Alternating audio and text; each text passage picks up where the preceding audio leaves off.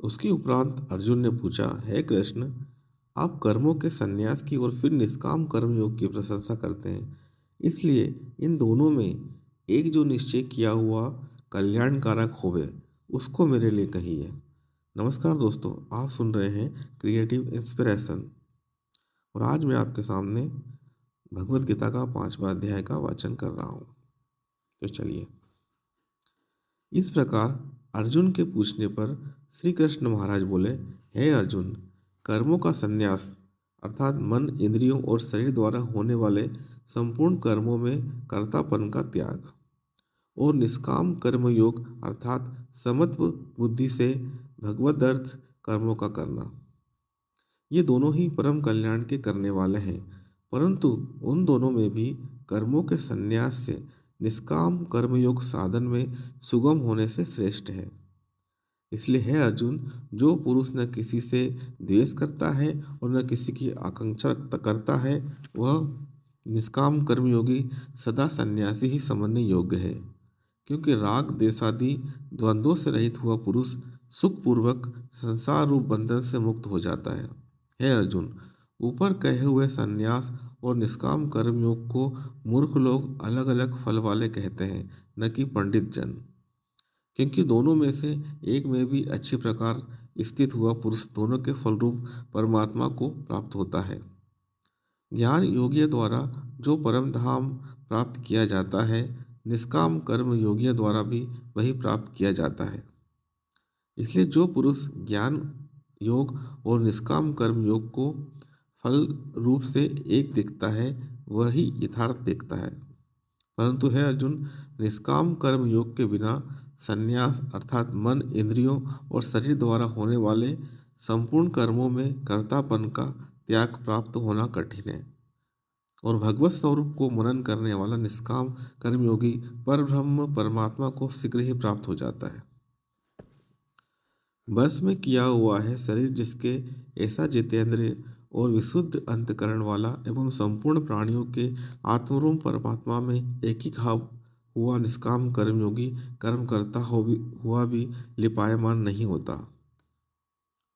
हे अर्जुन, तत्व को जानने वाला सांख्य योगी जो देखता हुआ, सुनता हुआ, स्पर्श करता हुआ, सूंघता हुआ, भोजन करता हुआ, गमन करता हुआ, सोता हुआ, श्वास लेता हुआ, बोलता हुआ, त्यागता हुआ, ग्रहण करता हुआ तथा आंखों को खोलता और मीचता हुआ भी सब इंद्रियां अपने अपने अर्थों में बरत रही हैं, इस प्रकार समझता हुआ निसंदेह ऐसे माने कि मैं कुछ भी नहीं करता हूँ।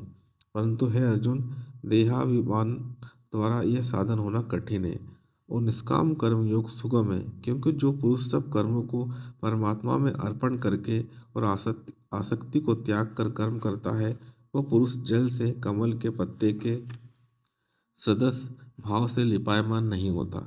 इसलिए निष्काम कर्म योगी ममत्व बुद्धि रहित केवल इंद्रिय, मन, बुद्धि और शरीर द्वारा भी आसक्ति को त्याग कर अंतकरण की शुद्धि के लिए कर्म करते हैं। इसी से निष्काम कर्मयोगी कर्मों के फल को परमेश्वर के अर्पण करके भगवत प्राप्ति रूप शांति को प्राप्त होता है और सकामी पुरुष फल में आसक्त हुआ कामना के द्वारा बंधता है। इसलिए निष्काम कर्म योग उत्तम है। हे अर्जुन, बस में है अंतकरण जिसके, ऐसा सांख्य योग का आचरण करने वाला पुरुष तो निसंदेह न करता हुआ और न करवाता हुआ नौ द्वार वाले शरीर रूप घर में सब कर्मों को मन से त्याग कर अर्थात इंद्रियां इंद्रियों के अर्थों में बदलती हैं, ऐसा मानता हुआ आनंद पूर्वक सच्चिदानंद घन परमात्मा के स्वरूप में स्थित रहता है।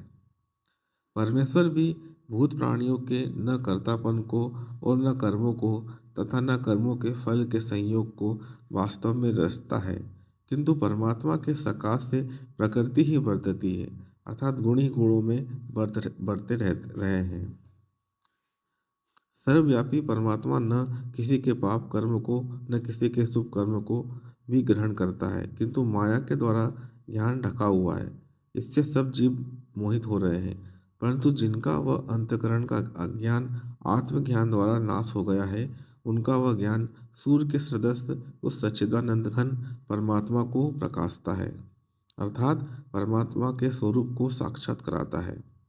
हे अर्जुन, तद्रूप है बुद्धि जिनकी तथा तद्रूप है मन जिनका, और उस सच्चिदानंद घन परमात्मा में ही है निरंतर एक ही भाव से स्थिति जिनकी, ऐसे तत्वपरायण पुरुष ज्ञान के द्वारा पाप रहित हुए अपुनरावृत्ति को अर्थात परम गति को प्राप्त होते हैं।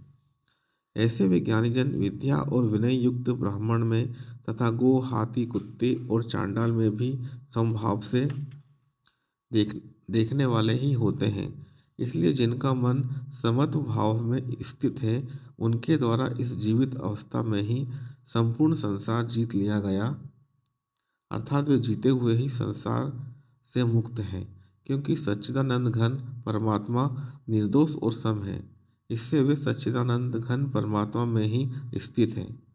जो पुरुष प्रिय को अर्थात जिसको लोग प्रिय समझते हैं उसको प्राप्त होकर हर्षित न हो, और अप्रिय को अर्थात जिसको लोग अप्रिय समझते हैं उसको प्राप्त होकर उद्वेगवान न हो, ऐसा स्थिर बुद्धि संशय रहित ब्रह्मवेत्ता पुरुष सच्चिदानंद घन परब्रह्म परमात्मा में एक ही भाव से नित्य स्थित है।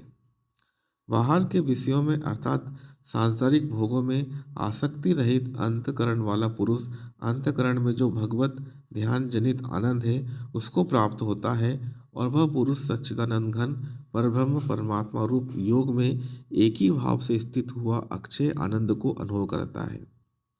जो यह इंद्रिय तथा विषयों के संयोग से उत्पन्न होने वाले सब भोग हैं, वे यद्यपि विषयी पुरुषों को सुख रूप भासते हैं, तो भी निसंदेह दुख के ही हेतु हैं और आदि अंत वाले अर्थात अनित्य हैं। इसलिए हे अर्जुन, बुद्धिमान बुद्धिमान विवेकी पुरुष उनमें नहीं रमता।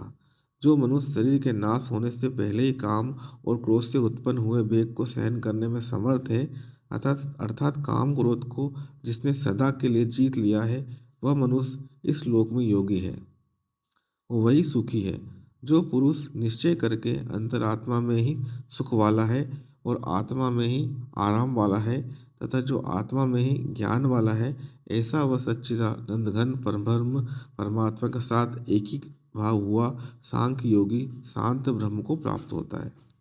नाश हो गए हैं सब पाप जिनके तथा ज्ञान करके निर्गत हो गया है संशय जिनका, और संपूर्ण भूत प्राणियों के हित में है रति जिनकी, एकाग्र हुआ है भगवान के ध्यान में चित्त जिनका, ऐसे ब्रह्मवेत्ता पुरुष शांत पर ब्रह्म को प्राप्त होते हैं। काम क्रोध से रहित जीते हुए चित्त वाले परब्रह्म परमात्मा का साक्षात्कार किए हुए ज्ञानी पुरुषों के लिए सब ओर से शांत परब्रह्म परमात्मा ही प्राप्त है। हे अर्जुन, बाहर के विषय भोगों को न चिंतन करता हुआ बाहर ही त्याग कर और नेत्रों की दृष्टि को भुकुटी के बीच में स्थित करके तथा नासिका में विचरने वाले प्राण और अपान वायु को सम करके जीती हुई इंद्रियां, मन और बुद्धि जिसकी, ऐसा जो मोक्षपरायण मुनि इच्छा भय और क्रोध से रहित है, वो सदा मुक्त ही है। और हे अर्जुन, मेरा भक्त मेरे को यज्ञ और तपों का भोगने वाला और संपूर्ण लोगों के ईश्वरों का भी ईश्वर तथा संपूर्ण भूत प्राणियों का सरहद अर्थात स्वार्थ रहित प्रेमी, ऐसा तत्व से जानकर शांति को प्राप्त होता है, और सच्चिदानंद घन परिपूर्ण शांत ब्रह्म के सिवा उसकी दृष्टि में और कुछ भी नहीं रहता, केवल वासुदेव ही वासुदेव रह जाता है। यहाँ पर 5वां अध्याय समाप्त हो गया है। 6ठा अध्याय लेके मैं नेक्स्ट वीडियो में आऊँगा। कृपया आप मेरे चैनल को सब्सक्राइब करें और पसंद आए तो लाइक करें। आपका दिन शुभ रहे। Thank you.